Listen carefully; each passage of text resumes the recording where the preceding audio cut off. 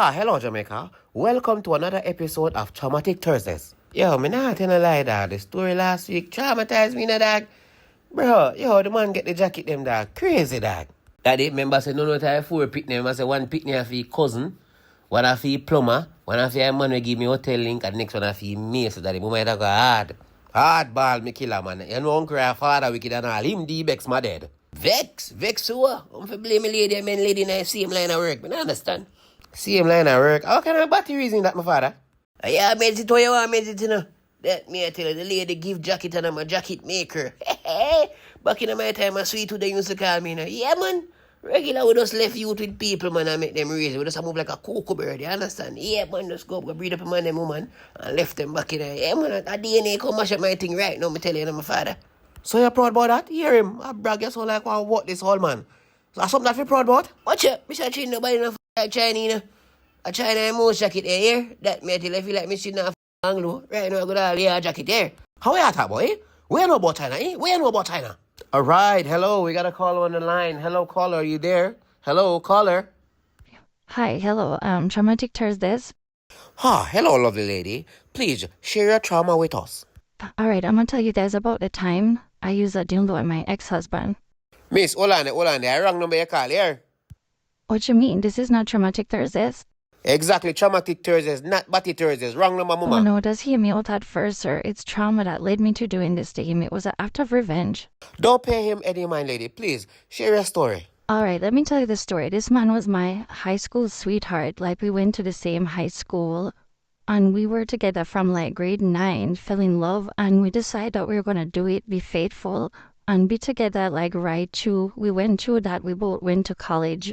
We graduated. And then we decided we did everything right. Like, we had the perfect family plan to have the perfect family dream.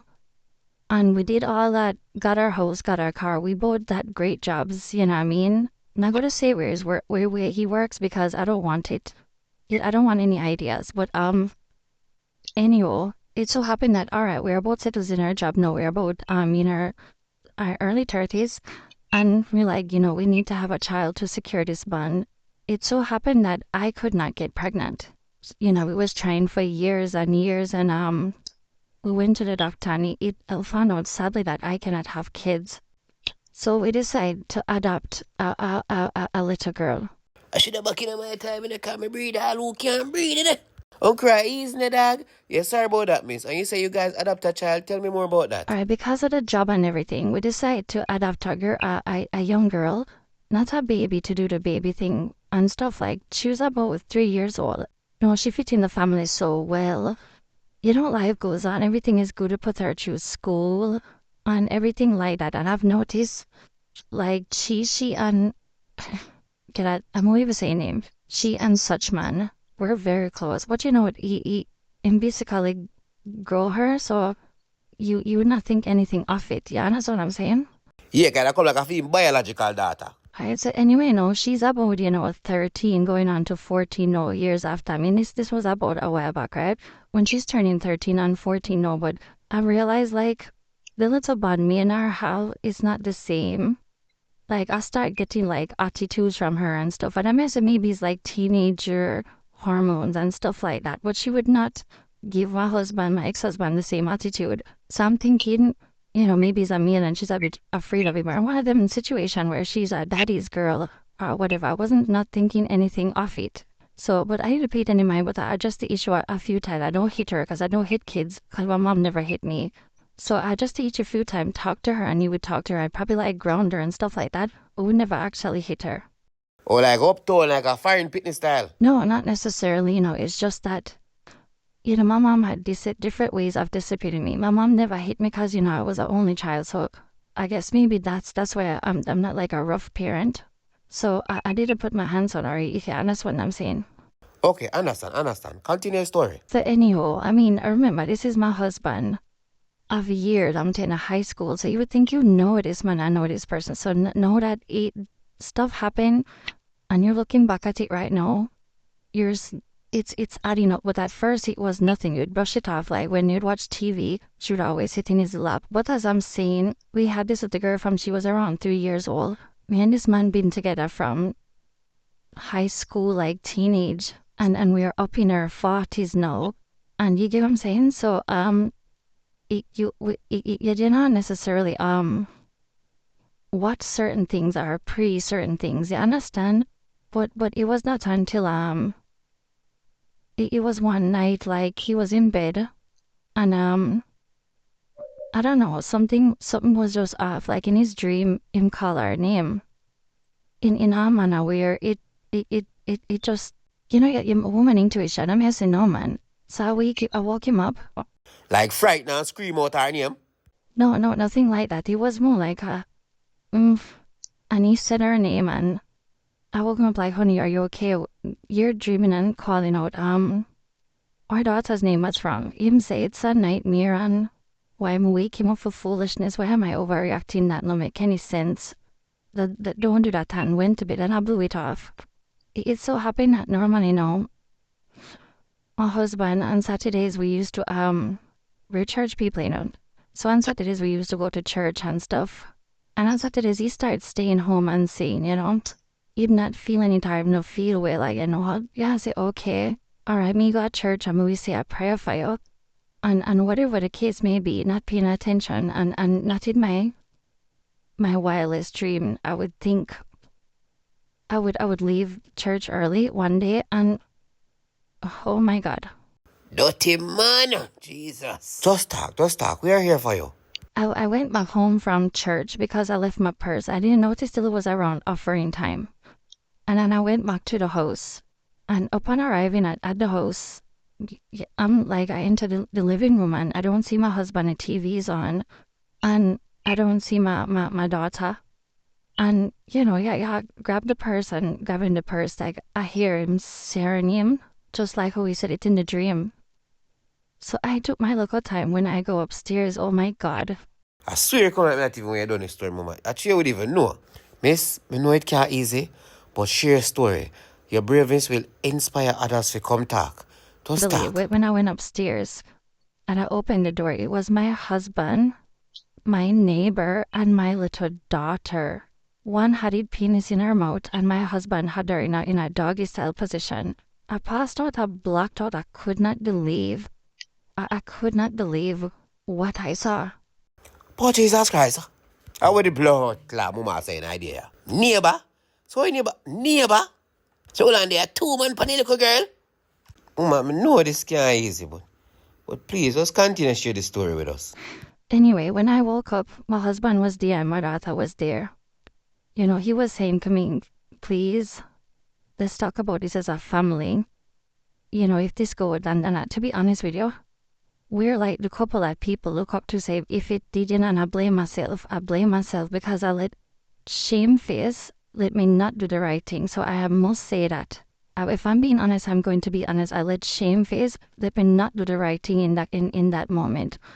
So I was like, what is this? How could you do this to her? And I said to her, why would you? I was a bit angry at her. I don't know if it's a woman jealousy in me. At that moment, I forgot that this is the girl that I've been raising from.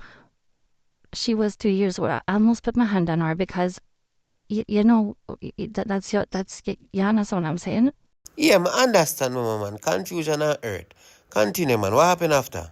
I swear I could not look at my husband the same. So I would cry in my car. I would cry at church. I would cry at work. Every day I would just cry when I come in. I tried to ignore it, but I could not. So I sat and I talked to the little girl one day about 2 weeks after when I'm still angry, but I'm saying, it's a young lady, and then you grew her, so speak to her about it. So I'm like, what happened and how long have this been going on? She said it's been going on for about a year and a half. Mind you, she's probably about 15 now, or is it 14 and a half? Around that time now. So mind you, she was about 13 when it started. So I'm like, and why didn't you say anything to me? She's like, oh, because me love daddy and him always did it for me and stuff, and me never want make him feel hurt. And somebody say, who initiated it? Who started? Oh boy. What she say when you ask her? She was like, one day they were there and daddy was losing a game because he was watching football on a Sunday, I guess. I guess I went to the supermarket. I was home, obviously. And she's like, oh, daddy was losing. And she went to comfort daddy, and one thing led to another. So I'm saying, so you just check the man, like, why you never said nothing, like I still wasn't understanding. I didn't want to blame her, and because she's that young lady and he's out, and he could obviously, she was manipulated. You understand? So she was like, oh, daddy tell me don't tell mommy, and everything. So I'm saying, how many times? She said every Saturday. Jesus. So that is why the man stopped going to church, because him stay with me every Saturday, and oh my God.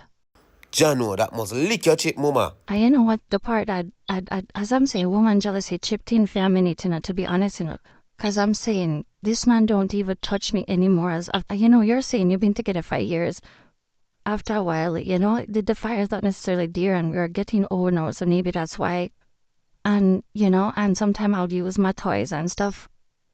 You understand? So I wasn't paying it no attention, but now that I see that we find strength every Saturday, and I cannot get any loving. So I'm saying to her, so why you never, I say to her again, why you never stop and why you never come to me? I don't understand. And how the neighbor get involved? That is two man. How the neighbor get involved? She said, daddy asked me if he do it to him friend. And she said, honestly, mommy, I don't like it. But daddy say if I say anything, the family go mash up, and I probably go back to a foster home, and No, man, me not tell a lie. Me sorry for her. she started crying and all that, and explaining to me that he's puberty. So I kind of realized now that it is either my husband or she's lying. And forgive me for thinking it. So what I did, I went and got a spy cam. And I left the house. I'm like, you know what? This is kind of hard for me. And I told him I was going to spend the weekend with my mother. He said, I got set up the little girl. But that's not what I did, because we spoke about it as a family and said it should never happen again. But I just wanted to see. No, stop right this, stop right this. You're wrong for left the little girl at the house with the man again, regardless of what him say, and regardless of how you feel, mama. Wrong it, so that is wrong. Yes, I admit I was wrong. I should have went to the police and everything. I admit I was wrong for that. But you have to understand, in situations like this and family and emotions, it is not as easy. You can say it now, but being in the situation is different. So anyhow, I come back home now, and when I'm running through the footage, this man is real. It's really my husband. My husband is sick. You think you know somebody, but you don't. Like, little girl is like, no, mommy, so we shouldn't, and whatever. And he was pushing himself and forcing himself and promising a little girl thing. And so I said, okay. And so I went out and I bought a 12-inch deal. 12-inch? Mama is a rifle you go buy. No, because I decided that since he wanted to force himself and push himself into people, I am going to force something on him. So my husband drinks rum enough. So there's this thing what they call, yes, I made him a strong drink of rum that night. And when he went to sleep, I got that 12-inch deal, and I got some Vaseline, and I recorded and violated him.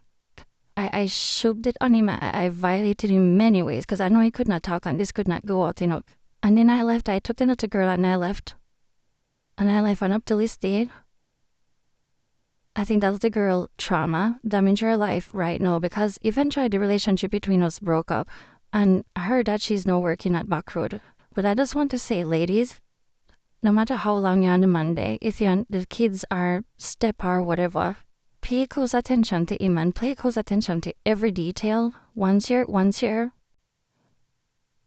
is telling you something, look into it. And thank you guys so much for having me. That, I don't even know if it's a that. No, I make a go, my God, this traumatized me. I'm telling you, 12-inch, Jesus Christ, I saw it.